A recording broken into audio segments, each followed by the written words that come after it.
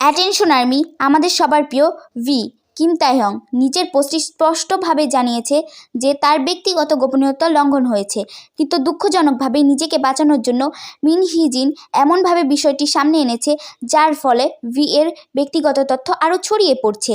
এটা কোনোভাবেই গ্রহণযোগ্য নয়। নিজের অবস্থান রক্ষা করতে গিয়ে আরেকজন শিল্পীর প্রাইভেসি ভাঙা, এটা নির্লজ্জতা ছাড়া আর কিছু না।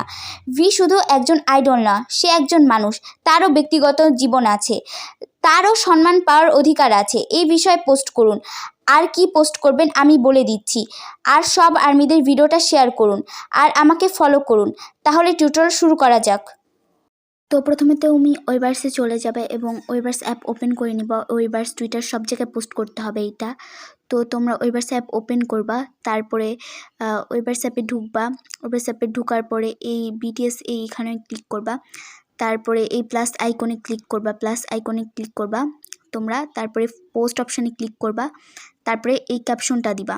এই ক্যাপশনটা তোমরা আমার ফার্স্ট পিন করা ভিডিওতে পেয়ে যাবা অ্যান্ড হ্যাশট্যাগ সহ কমেন্ট বক্সে পেয়ে যাবা।